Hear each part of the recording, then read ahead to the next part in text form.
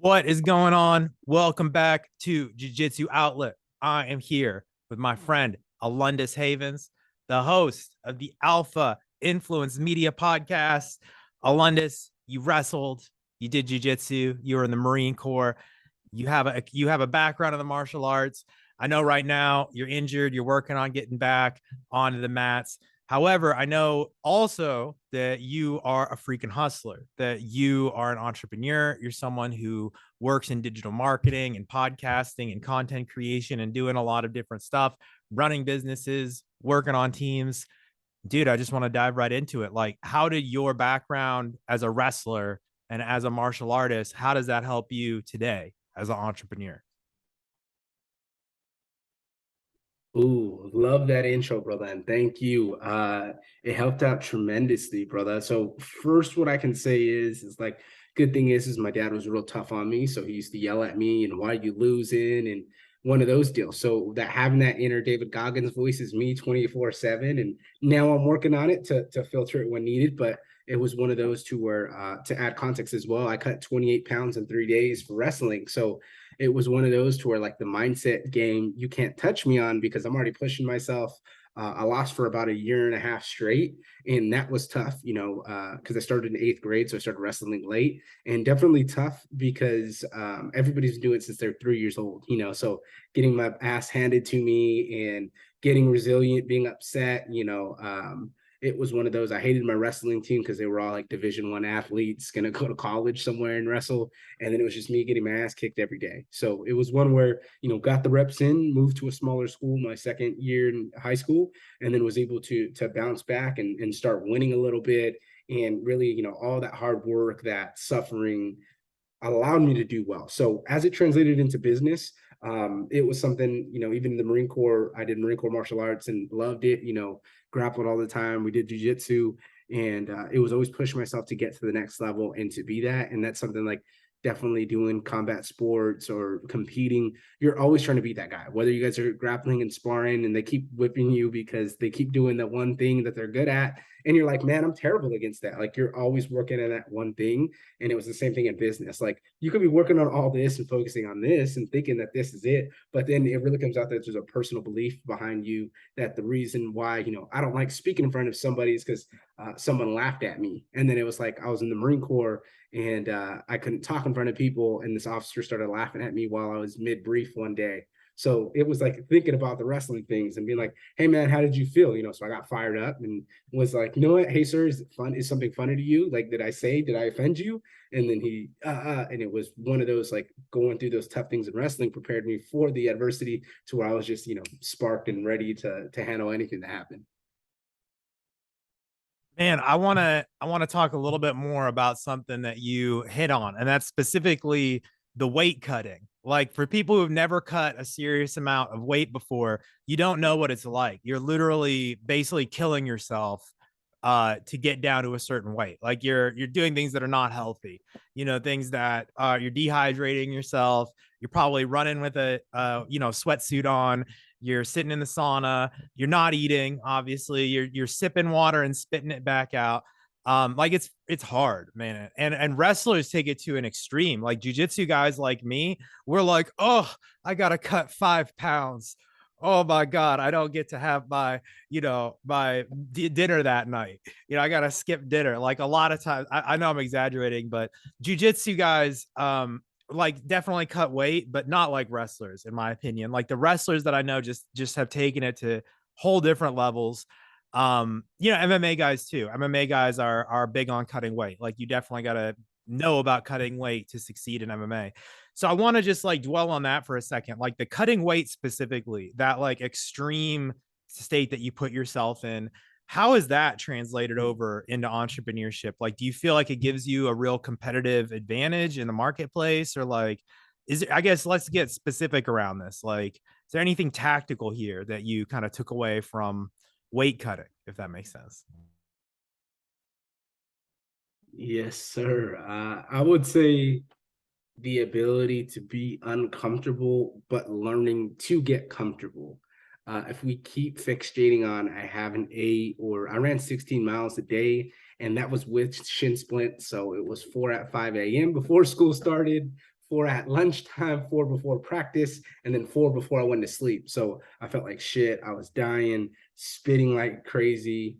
Uh, I would cut so much weight that I would go from 175 off season to 150s. And my junior year, I was doing well. And then my senior year, like I knew my body, I was just super weak and had no strength. So unfortunately, it kept cutting, and that's why I was losing my senior year. Was I cut way too much weight, like I lost all the strength that I had, and it was just beating my body up. And it was one of those kind of like our business, if you neglect yourself on not looking into how you're eating right, how you're sleeping, and you want to keep doing that, or at the same time, we keep pushing what we're doing over our families, it could be the same effect. You know what I mean? You hit that point where you're just like beat, you're burned out, and you're like, bro, why does everybody hate me? Why isn't this working for me? Probably because I keep just going a million miles a minute, not taking care of myself or not putting the time where I need to for things. And it was something for me. The weight cut was that. It was getting uncomfortable during the time. And then, two, like definitely getting through hard things. I was able to be like, oh, I can do this. This is easy, because that's where that competitive spirit came in. Yeah, man. It's like I think you said it. You got to get comfortable being uncomfortable. Like that's one of the biggest things that I think martial arts and wrestling and stuff like that it teaches us. It teaches you that grit, and stuff like that. And man, I just want to transition into talking a bit about mental health. Like if we're talking about this development of like an iron will and developing this willpower to be able to do something like a really tough weight cut or being able to compete in wrestling, every single weekend or however often you were competing back in the day.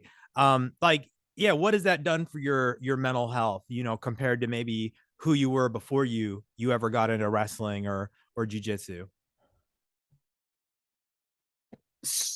Bro, I love this question. So first, it was a way to escape. You know what I mean?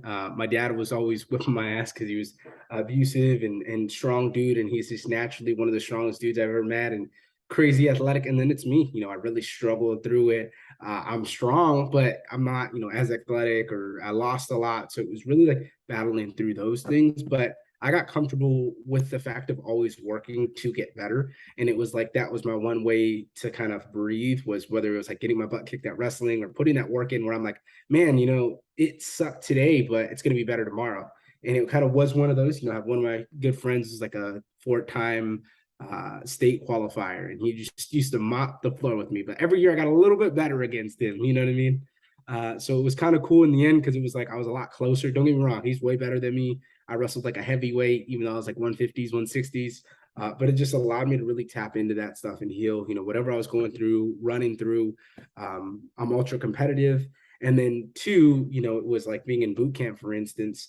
I was looking at the other guy and other people are complaining, and I'm like, man, why are you complaining? Like, this stuff's easy. And it was, again, that mindset that allowed me to keep pushing to that next step.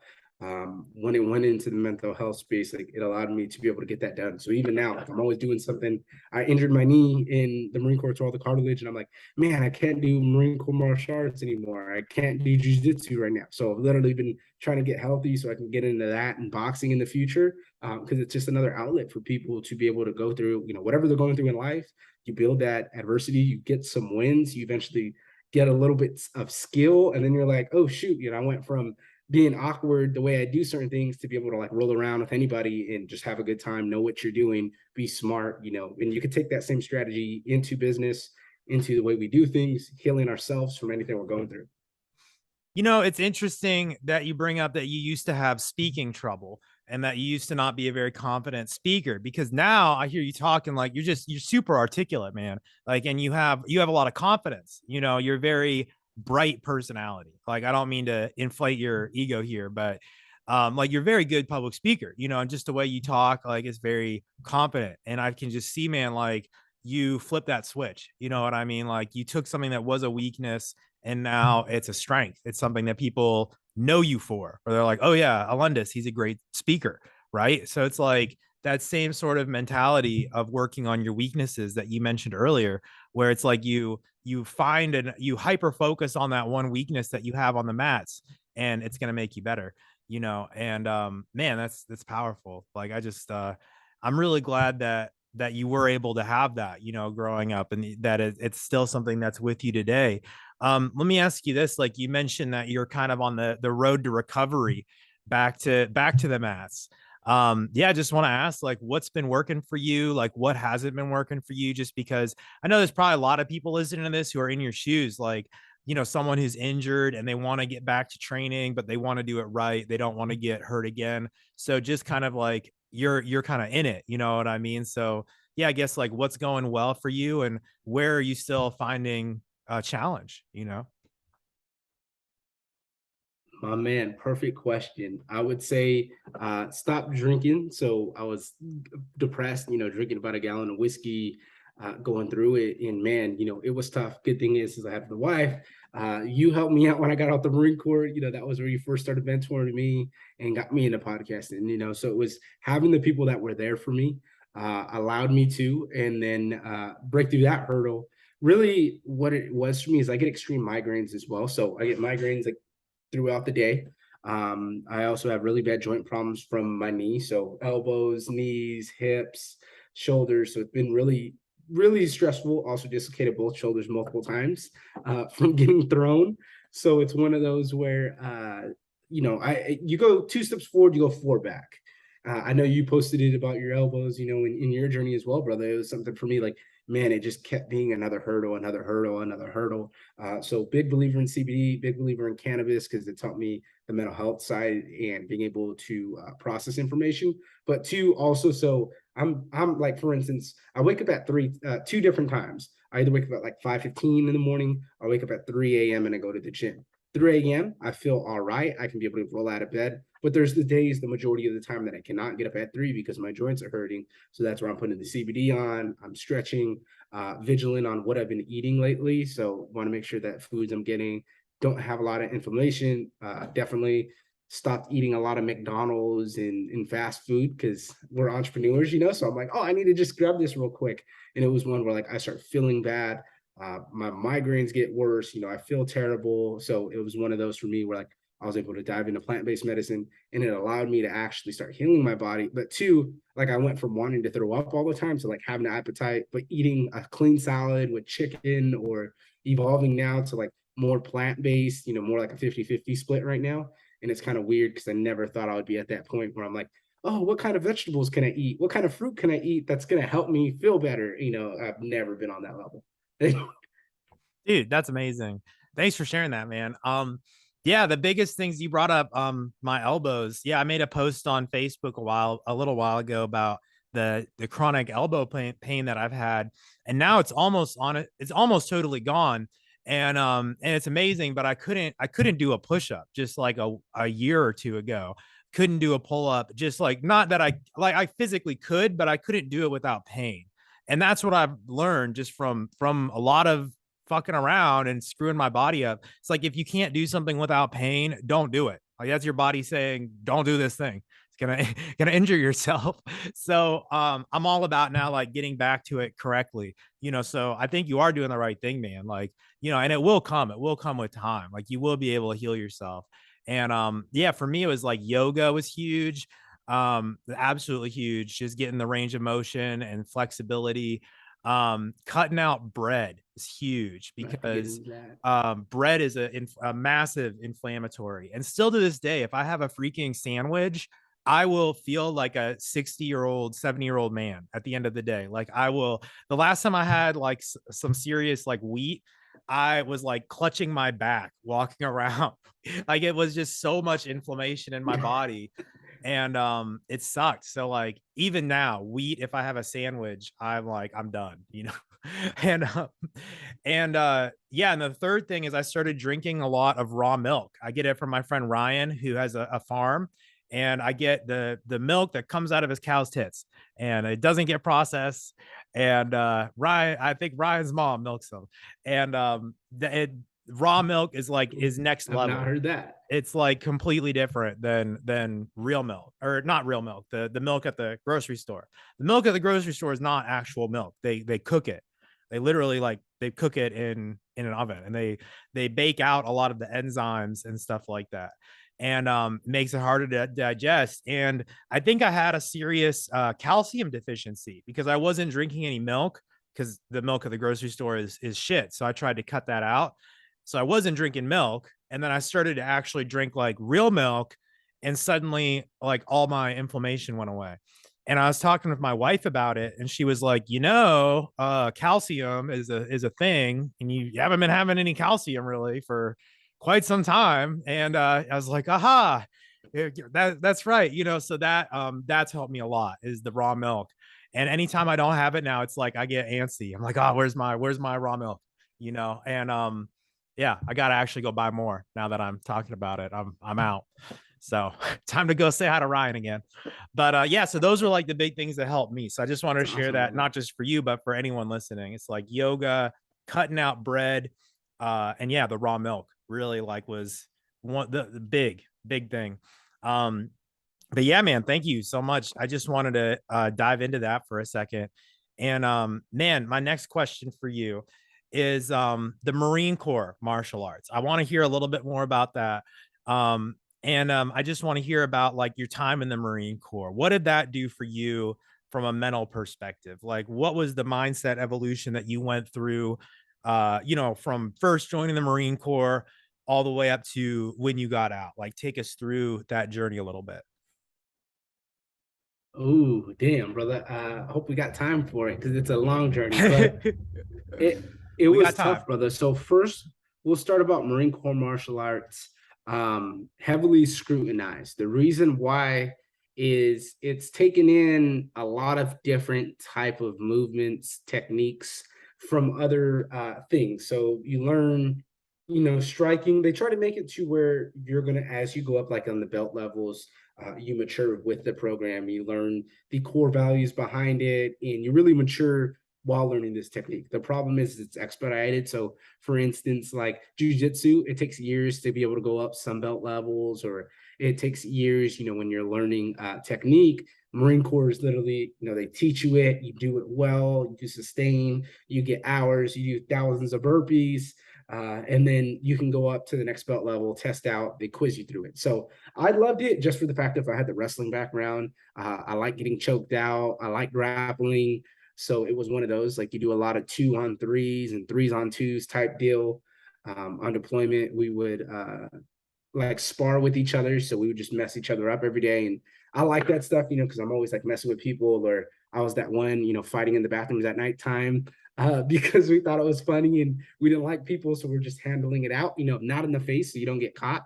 But it was one of those type deals, and so that was Marine Corps martial arts. I ended up getting a black belt in there. I wanted to become an instructor.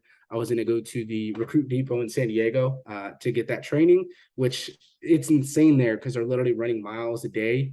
And I've heard war stories that, like, literally the night before they complete their final event, so they've got a 12-hour thing, and they'll be doing all these crazy workouts, fighting each other to death like crazy. And then it's just this massive event. So it was one of those where I got injured right before I can go there, suck, because that's what I wanted to do. I like dealing with those insane situations and just slaying the hell out of my body. So at the point of when I did get injured, I was my own boss. So I ran the operations and training department for the MV-22 Ospreys. And at that time, drinking a lot because of processing information. To add context, when I was on boot leave, my stepdad thought my mom was having an affair. So he pulled out a 45, shot within a centimeter from our wrestling coach's face, and then kept calling me. And I had to deal with that night. SWAT team went through the house. So I was very angry. I wanted retaliation and thinking all these crazy things, as well as one of my cousins got stabbed 9 times when I was at the schoolhouse. So all these crazy thoughts in my head, only talk to my dad if I needed him. And it was really like going through all these things. So as I got injured in the Marine Corps, like, I loved it, but I was a E4, E6 position, and then got hurt, stripped me off a meritorious sergeant board, and then really coasted the last 2 years, going through medical. They put me on antidepressants as a neuro blocker. Whoop-de-doo, I start having panic attacks. Then they start trying to tell me that I'm forcing myself to have panic attacks because here's a bowl of water, and if you keep overflowing it, that's your dopamine, serotonin levels, and it just doesn't make you feel sad. And I'm like, yo, I literally took this shit, and now I'm crying at work and going crazy. So ended up getting just really pissed when I got out the Marine Corps that first year. And that's where I dove into cannabis. And I was like, I need to be able to heal, process information. But two, I shouldn't have to rely, on this pharmaceutical that I know for a fact that when I don't take it, I don't feel this way. So I've came, far on that. And that's one of the things I like talking about with people is like, yeah, they work for some people, but not for all people. And you can't push that stuff, on everyone. Let's talk about that, man, a little bit. I really appreciate you being so vulnerable and transparent, because you talk about some real shit for real. And dude, I mean, Yes. you're someone who's gone through the ringer. Like, I'll just say that. Like, just, I mean, I've known this about you since we connected, but just for anyone listening, like, it's clear that you're someone who has been through the harder parts of life. Like, you've deployed in the Marine Corps, you've done wrestling, you sounds like you had a troubled childhood. You had some questionable parenting, to say the least. You now you're running a business, and also, not to mention, you're a husband, you're a dad. Like, you've got all these things going on.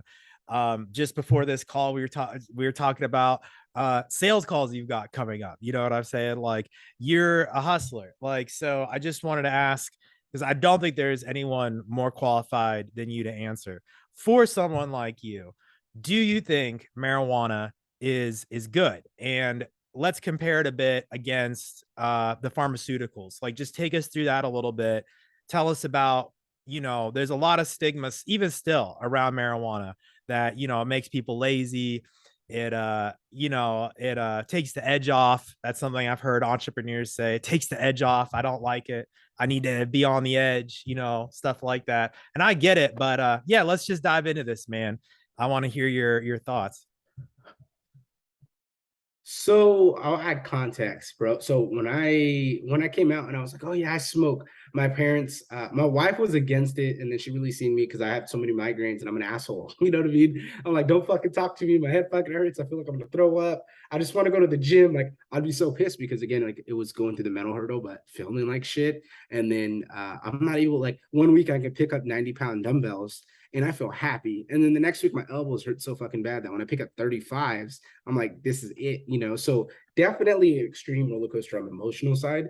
But two, it was one of those that pharmaceuticals, because they prescribe from a doctor, and a doctor can be able to tell you this, that it's one of those things people are just cool with versus like cannabis. They think, and I've heard it a lot, they go back to that stoned ape thing, and they start talking about, oh yeah, well, these apes, they went crazy. No, they did not smoke it. These apes, they put fucking laughing gas masks on them, and that's why they started wilding out, going crazy, and ended up dying. Like, you're not going to die from it. And two, it's like, why would you go away from something that you can be able to use? And my parents would be like, I get paranoid. Yeah, if you smoke too much, you can, but what about if you did a little bit, and now I'm cleaning my house, I'm cooking, taking care of my daughter, I'm able to move around. I recently started doing burpees slowly. Like, this took me 2.5 years, to be able to build up, slowly do legs. So it's one of those, like, legs sucks for me. I went a year not doing legs when I got injured because it was just demoralizing of, doing well, getting injections. Injections didn't help though. So I got 5 of them in my knee. Going up, and then it was like going back down. So it was one where, like, I could smoke a little bit, go in this workout, be able to push myself, be able to do these things, and then I'm out, and I'm ready to do it. Same as the recovery process, able to stretch, get to where it's uncomfortable, and work through that pain and discomfort, to where sometimes people don't realize that. Two, I have massive migraines, so it's one of those, like, I don't want to be sleeping in my fucking closet all the time because it's pitch black and I don't have to hear it, and it's like, if I can be able to use something that's going to allow me to be able to relax, to do that. Yes, it does take the edge off. One of the things is, like, I come off hard with people sometimes because the way, my dad thought was a lot harder, and that's my natural side sometimes. So kind of like the military, you fuck up, they're like, hey bro, figure the fuck out, don't do this shit again. That's the way I process things naturally. So I have to refrain, tell myself, don't be thinking like David Goggins. Like, it's cool when you're going to compete or you're doing something, but you can't be talking to every single person like that, because some people are just going to break. And that was something I learned, in the Marine Corps. But one of the things we can do is just really dive into whatever it is. And for me, pharmaceuticals, I did not like antidepressants. They just made me feel weird. I also took some in high school, so I knew that, you know what I mean, is I just knew, like, Xanax did not make me feel good. I started feeling suicidal. It's just like, this isn't going to help. Good thing is, one of my friends told me that as well. It's like, hey, if you have some illnesses, like, you got to go to a doctor. Don't take that shit because it's not going to make you feel right. And for me, like, I just felt off. I don't feel good. Don't want to eat, versus like having an appetite, being able to be cool. being able to be in the room because I'm really reactive. So working through that to where I'm not as reactive anymore, but to listen to people, even though I'm like, bro, you're making excuses. You're the problem. Just do what you got to do and stop complaining about what you've prevented yourself from doing. And it's like, being able to just sit there and be like, okay, yeah, not having that anger. So I use it as that. I smoke and then journal like crazy, cry it out, process my information. So it's one of those type deals. Man, that's beautiful, man. It sounds like what you're getting at is that the pharmaceutical, it makes a bad attempt at like covering up the symptoms. It's like, oh, you're feeling sad, let's just cover that up. But it obviously doesn't actually work. But whereas marijuana or the plant medicine is more, let's take a deep dive down, why are you feeling this way, and let's actually solve some problems. And I think that's really wise what you just said. Am I reading you right? Like, is that kind of what 100%. how you feel it works for you? 100%, brother. And I'm a little bit nicer now on how I say. I used to be like, I hate pharmaceuticals and they have this. And then some people are like, hey, they work for me. And I'm like, you know what? If they work for you, good. For me, they didn't work at all. They make me feel like shit. I also gained weight. So that's another thing. I gained weight super easy. And then it's hard for me to lose it, but I can pack on muscle. So it's one of those where it's like, bro, I was like 235. I said I was going to get to 235. I get to 235 and I'm heavily depressed. And it was because I was taking some of those things, getting out the Marine Corps, didn't want to work out anymore. My body fell apart. So it was like really getting better on the health side of what I can be able to intake into my body, and then losing it, slowly working through, figuring out, hey, what do I need? And even now, like I'm going to get my blood work done. I'm going to reach out to you so me and you could talk about what I can do because we need to get these migraines down and I can be able to have some snacks in, eat clean during the day. And then I'm going to get with my friend Fraser Bailey and we're going to go through it and be like, hey, you're missing this, you can eat some blueberries. This is the plant-based approach because I've kind of, I ate a lot of steak and I started feeling sick the other day. So that's probably like a month ago. So lately I've been doing like a 50-50 split between eating more vegetables and then eating meat. So it's kind of been different because I've never done that before. Dude, that's awesome. That's awesome. You're on the path, man. Like you're figuring it out. I think you're gonna figure out whatever it is you need to do. You've got that mentality. Dude, we got to wrap this up. And I just wanted to end on this. Like, if there's someone listening to this, and let's say they just started training, they're pretty new on their journey in the martial arts, or maybe they're even a kid who's wrestling, who's at high school or something like that. What would you say to that person? Maybe they're a bit younger than yourself. Just any parting words for this individual. So I would just tell them go all in at it. It's gonna suck. You're gonna lose. I mean, there are those people that are just great, and then they win the majority of the time. But just take it for what it is and learn from it. You know what I mean? And when it gets tough, dig deep. I would say definitely the second portion, take care of your body. For me, I dislocated the shoulders. I threw my back out. Had the Jordan Belfort in May where I pulled my back at the gym, and then I like got home, rolled out of the car, and I'm crawling over the house for 2 days. And worst pain I've ever dealt with in my life. I physically could not stand up without getting the shocks going down my body and just crying because it hurt so bad. So take care of your body because you're gonna need it. And for me, like I messed my body up at 20, and then now I'm 24, and I'm still working through a lot of these things. Getting a bit better. It's not where I want to be, but it's a long game. And two, like you want to be there for your family, for your kids, running around. I don't want to be the one that's just like hobbling around and feeling terrible all the time and being that like, oh, did your dad do this with you? No, because he's very injured. Like I want to be able to work through these things, whether it takes time.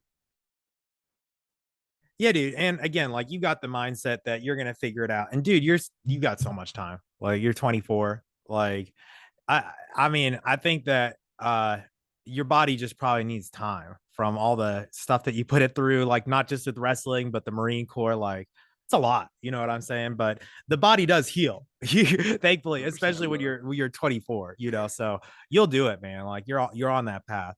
So I look forward, man. We're gonna have you back, like once you are back on the mats. Maybe like a year from now or whenever you are back. Like we'll do a part two. We'll be like, all right, like tell us about that. Tell us about that journey. So I'm excited to have you back, man, and follow up. And dude, just last thing, just tell us where can people find you if they want to learn more about what you're doing, And yeah, just tell us anything you got going on. Absolutely, brother. So the easiest way to be able to find me, you're going to go to the Winners Paradigm podcast and then Alpha Influence Media podcast. It's going to be the easiest way to find me. And then social media is Alundas_Havens, Instagram, TikTok. I'm on Facebook as well.